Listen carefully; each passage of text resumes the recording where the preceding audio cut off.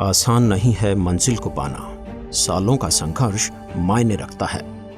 कंधों पर उज्जवल समाज का भार लेकर तत्वज्ञान का दीप जगाना पड़ता है। जी हाँ, कहते हैं जितनी बड़ी सफलता उतना बड़ा संघर्ष। संघर्ष को जीवन का अहम हिस्सा माना जाता है, या फिर यूं कहें कि संघर्ष ही हमारे जीवन की दिशा और दशा निर्धारित करता है।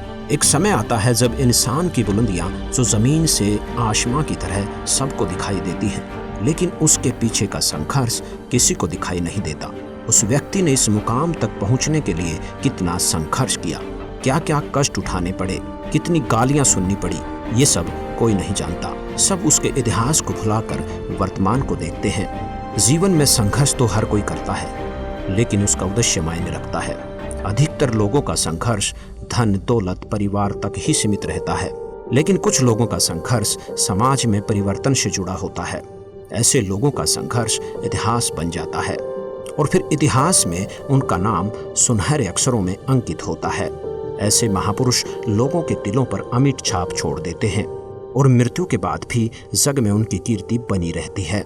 इतिहास इस बात का गवाह है कि जब किसी महापुरुष ने संसार की भलाई के लिए कदम बढ़ाया है, उसे हमेशा संघर्ष करना पड़ा है, जिससे बड़े बड़े परिवर्तन हुए हैं और उन परिवर्तनों के साथ लोगों का जीवन भी सुलभ हुआ है।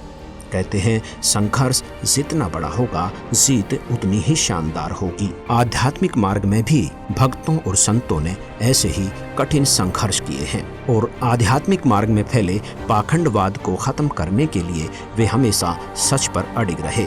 वह दुनिया वालों के जुल्म सहते हुए भी सच्चाई का रास्ता नहीं छोड़ा। उन्होंने ये सब इसलिए किया ताकि पूरे विश्व का मार्गदर्शन हो सके। गुरु नानक देव जी, रविदास जी व मीराबाई को कौन नहीं जानता। सत भक्ति के लिए समाज परिवार से संघर्ष किया। इनके संघर्ष की मिसाल आज भी दी जाती है। आज भी जग में इनकी महिमा का गुणगान किया जाता है। ऐसी महान आत्माओं की मोक्ष के बाद भी संसार में उनकी महिमा बनी रहती है। संघर्ष करने वाले महापुरुषों की कहानियां पढ़ते समय हमारे दिल और दिमाग में विचार आते हैं कि यदि इन महापुरुषों के समय में हम भी होते तो तन मन धन से संघर्ष में इनका साथ देते। परंतु ऐसा कहना आसान है, लेकिन वास्तव में किसी भी महापुरुष का संघर्ष में सहयोग करना और उसके संघर्ष और सच्चाई को सही ठहराना बहुत मुश्किल है। आइए आपको ऐसी ही एक अद्वितीय संघर्ष की कहानी से रूबरू करवाते हैं, जो वर्तमान के परिप्रेक्ष्य में अतुलनीय है और आने वाले समय में सुनहरे अक्षरों में लिखी जाने योग्य है। संघर्षपूर्ण जीवन जी रहे इस महापुरुष ने अपना जीवन जनता की भलाई के लिए ईश्वर को सौंप दिया। वर्तमान में ये महान संत सच्चाई की राह पर चलते हुए कठिन संघर्ष कर रहे हैं। वे सामाजिक व आध्यात्मिक मार्ग दोनों में ही संघर्ष कर रहे हैं, जिससे मानव समाज का भला भी होगा और मोक्ष भी। वो महान संत जगत गुरु तत्वदर्शी संत रामपाल जी महाराज हैं, जिन्होंने जनता के कल्याण के लिए अपना पूरा जीवन दांव पर लगा दिया। 8 सितंबर 1951 का वो शुभ दिन, जिस दिन संत रामपाल जी महाराज जी का जन्म गांव धनाना, जिला सोनीपत, हरियाणा में एक किसान परिवार में हुआ। बचपन से ही भगवान के प्रति अटूट आस्था होने के कारण हर छोटी बड़ी खुशी पर भगवान का शुक्रिया करना, पूजा करना उनकी दिनचर्या का एक अहम हिस्सा बन गया था। हनुमान जी के परम भक्त होने के नाते हर मंगलवार का व्रत रखते, सालासर बालाजी जाते और हनुमान चालीसा का पाठ भी किया करते थे। इंजीनियरिंग की पढ़ाई पूरी कर संत जी हरियाणा प्रांत में सिंचाई विभाग में जूनियर इंजीनियर की पोस्ट पर नियुक्त हुए, जहां पर 18 वर्ष कार्यरत रहे। फिर एक दिन अचानक संत रामपाल जी महाराज के जीवन को नया मार्गदर्शन, नई दिशा मिली जब इनकी भेंट संत रामदेवानंद जी से हुई। उन्होंने 17 फरवरी सन 1988 फागुन मास की अमावस्या को रात्रि के समय परम पूज्य स्वामी रामदेवानंद जी से नाम दीक्षा प्राप्त की, जिसके बाद संत रामपाल जी स्वामी जी के सत्संग में ज्यादा से ज्यादा जाने लगे और उस तत्व ज्ञान का जिक्र लोगों से करने लगे। वह पुण्यात्माओं को गुरुदेव स्वामी रामदेवानंद जी के पास ले जाकर नाम दिलवाया करते, घर पर भी रहकर चर्चा किया करते थे। फिर एक दिन अचानक सन 1993 में परम पूज्य स्वामी रामदेवानंद जी ने सदगुरु संत रामपाल जी महाराज को सत्संग करने की आज्ञा दी। और फिर सन 1994 में नामदान की आज्ञा प्रदान की तथा आशीर्वाद दिया कि घबरा मत, मैं तेरे साथ रहूंगा और विश्व में आपके बराबर कोई संत नहीं होगा। अब जोब के साथ साथ प्रचार करना, घर घर जाकर पाठ प्रकाश करना ही संत रामपाल जी का नित्य कार्य हो गया। कुछ दिन बाद पाठ और सत्संगों की संख्या अधिक होने के कारण उन्होंने सन 1995 में जेई की पोस्ट से त्याग पत्र दे दिया, जो हरियाणा सरकार द्वारा 16 मई 2000 को पत्र क्रमांक 34923500 तिथि 16 मई 2000 के तहत स्वीकृत है। अपने घर परिवार को भगवान भरोसे छोड़कर संत रामपाल जी ने मानव कल्याण के उद्देश्य से माली की सेवा प्रारंभ कर दी। सन 1994 से 1998 तक संत रामपाल जी महाराज जी ने घर घर, गांव-गांव, नगर नगर में जाकर सत्संग किया। संत जी ने परमात्मा की वाणी को घर घर में पहुंचाने की शुरुआत की। इच्छुक भक्त आत्माओं के घर गरीबदास जी महाराज जी के ग्रंथ साहिब की स्थापना करते और पाठ प्रकाश करते। धीरे धीरे संत जी के बहु संख्या में अनुयायी हो गए और सन 1999 में गांव करोथा, जिला रोहतक, हरियाणा में सतलोक आश्रम की स्थापना की तथा 1 जून 1999 से 7 जून 1999 तक परमेश्वर कबीर जी के प्रकट दिवस पर 7 दिवसीय विशाल सत्संग का आयोजन करके आश्रम की शुरुआत की। वह महीने की प्रत्येक पूर्णिमा को 3 दिन का सत्संग प्रारंभ किया। सन 2003 में संत जी ने अखबारों व टीवी चैनलों के माध्यम से सत्य ज्ञान का प्रचार करना शुरू कर दिया और अन्य धर्मगुरुओं से भी शास्त्र विरुद्ध ज्ञान त्याग कर समाज को भ्रमित न करने व सत्य ज्ञान स्वीकार करने का आग्रह किया। परंतु नकली धर्मगुरुओं ने अपनी दुकानें बंद होती देख इस सत्य ज्ञान को स्वीकार करने की बजाय इसका विरोध करना शुरू कर दिया। जिसके बाद जहां भी जिस भी नगर में संत रामपाल जी सत्संग करने जाते,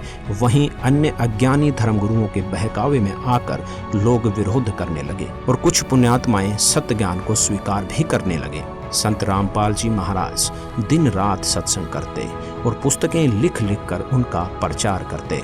उन्होंने सभी धर्मों के साथ साथ आर्य समाजियों के संस्थापक महर्षि दयानंद जी द्वारा लिखित पुस्तक सत्यार्थ प्रकाश के वेद विरुद्ध ज्ञान व असामाजिक तथ्यों की सच्चाई से भी सबको रूबरू करवाते हुए उसका खंडन किया, जिस कारण अपने अज्ञान का पर्दाफाश होने के भय से उन अज्ञानी संतों, महंतों व आचार्यों ने सतलोक आश्रम करोथा के आसपास के गांवों में संत रामपाल जी महाराज को बदनाम करने के लिए दुष्प्रचार करना प्रारंभ कर दिया तथा 12 जुलाई 2006 को आर्य समाज के तथाकथित धर्मगुरुओं ने सैकड़ों हजारों की संख्या में भीड़ को एकत्रित करके संत रामपाल जी को शान से मारने तथा आश्रम को नष्ट करने के उद्देश्य से सतलोक आश्रम करोथा पर हमला किया। पत्थर, पेट्रोल, बम और बंदूकों के माध्यम से उपद्रवियों ने आश्रम में उपस्थित श्रद्धालुओं को निशाना बनाने की कोशिश की। उपद्रवियों का उद्देश्य था कि संत रामपाल जी महाराज सतलोक आश्रम करोथा छोड़कर चले जाएं, अन्यथा आश्रम को ध्वस्त कर देंगे। आर्य समाजी धर्मगुरु यह चाहते थे कि ऐसा सत्संग यहाँ पर नहीं होने देंगे, क्योंकि उनकी दुकानें बंद हो रही थी। सच्चाई समाज के सामने आ रही थी। पुलिस ने उपद्रवियों को रोकने की कोशिश की, जिस कारण कुछ उपद्रवी चोटिल हो गए। इस मुठभेड़ में उन्हीं की गोली से एक व्यक्ति की मौत हो गई, जिसका झूठा केस संत रामपाल जी महाराज पर बना दिया गया और सतलोक आश्रम करोथा को सरकार ने अपने अधीन कर लिया तथा संत रामपाल जी महाराज व कुछ अनुयायियों पर झूठा केस बनाकर उन्हें जेल में डाल दिया। मानव कल्याण और विश्व में शांति के अद्भुत भक्ति मार्ग को रोकने के लिए सच्चाई को दबा दिया गया, परंतु वो शायद ये भूल गए कि सच्चाई को कुछ दिन दबाया जा सकता है पर मिटाया नहीं जा सकता। सच तो सामने आकर ही रहता है। संत जी के जेल जाने के बाद भी ज्ञान नहीं रुका, बल्कि पहले से ज्यादा तेजी से फैलने लगा। जेल में भी बहुत से श्रद्धालुओं ने संत रामपाल जी से नाम दीक्षा ली, जिनमें कुछ पुलिस वाले भी शामिल हैं। झूठे मुकदमे और झूठे आरोप में 21 महीने जेल में रहने के बाद संत रामपाल जी महाराज ने सन 2008 में हिसार जिले के सतलोक आश्रम बरवाला में पुनः सत्संग प्रारंभ किया। अब संत रामपाल जी महाराज का संघर्ष केवल नकली धर्मगुरुओं तक ही सीमित नहीं रहा,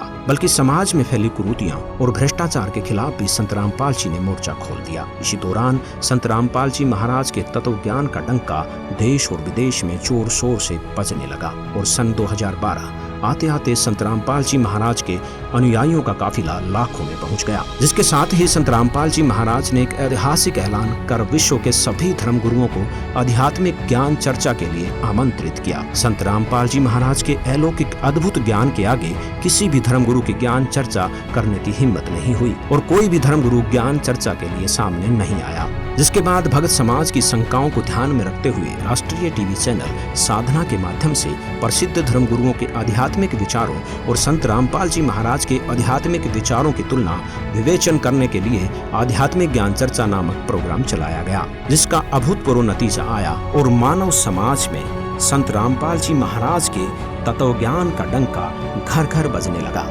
अब पूरे भारतवर्ष में ही नहीं बल्कि पूरे विश्व में माना जाने लगा कि संत रामपाल जी महाराज के आध्यात्मिक ज्ञान की कोई सानी नहीं है।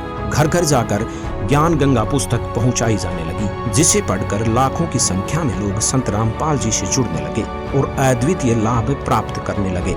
सन 2013 में सुप्रीम कोर्ट ने सतलोक आश्रम करोथा, जो कि 2006 से प्रशासन द्वारा सील कर रखा था, उसको वापस बाइज्जत संत रामपाल जी महाराज को सौंप दिया, जिसकी खुशी में संत जी के अनुयायी आश्रम की साफ सफाई करने के लिए आश्रम करोथा पहुंचे और सफाई करने लगे। परंतु कुछ आर्य समाज से जुड़े लोगों से ये बर्दाश्त नहीं हुआ और वे आश्रम में संत रामपाल जी के अनुयायियों पर हमला करने के उद्देश्य से फिर से भीड़ इकट्ठी करके आश्रम के सामने पहुंच गए। संत रामपाल जी ने अनुयायियों से गेट बंद करके केवल सुमरिन करने को कहा। आर्य समाजियों ने आश्रम पर पत्थरों से हमला बोल दिया। पुलिस भी वहां पहुंच गई, पर आर्य समाज ने पुलिस पर भी हमला कर दिया। परंतु कुछ ही देर में पुलिस ने स्थिति संभाल ली और बाद में आश्रम को खाली करवाया गया। जिसके बाद करोथा आश्रम में सत्संग नहीं हो सका। बरवाला आश्रम में सत्संग प्रचार प्रसार चलता रहा और देखते ही देखते संगत बहुत अधिक बढ़ने लगी। कबीर साहिब जी के प्रकट दिवस पर आश्रम में पैर रखने की भी जगह नहीं थी और संतों की लीला को कोई नहीं समझ सकता। परमात्मा के तत्वज्ञान का प्रचार तीव्र गति से बढ़ाने के लिए संत जी को कठिन संघर्ष करना पड़ रहा है। नवंबर 2014 में हुए बरवाला कांड को तो हर कोई जानता है। तकरीबन 4 घंटे चले उस घमासान और उपद्रव को देखकर मानवता शर्मसार हो गई। अचरज की बात तो यह है कि इस उपद्रव में 6 लोगों की मौत हो गई, जिसका आरोप भी संत रामपाल जी महाराज के सिर पर मंड दिया गया। संत रामपाल जी महाराज व उनके अनुयायियों पर झूठे केस लगाए गए, जिसका उनके पास कोई सबूत नहीं था। उनके जेल जाने के बाद भी तत्वज्ञान रुका नहीं, बल्कि पहले से 10 गुना तेजी से विश्व में फैल रहा है। सच की राह पर चलने वाले हर महापुरुष को कठिन से कठिन संघर्ष करना पड़ा है, फिर चाहे वे स्वयं परमेश्वर कबीर साहिब जी ही क्यों न हो, जिन्हें सत्य आध्यात्मिक ज्ञान का प्रचार करने के शुरू में 52 बार जान से मारने का प्रयत्न किया गया, परंतु सच को मिटाया नहीं जा सकता। सच ऊपर आकर ही रहता है। संत रामपाल जी महाराज ने केवल आध्यात्मिक मार्ग में ही संघर्ष नहीं किया, बल्कि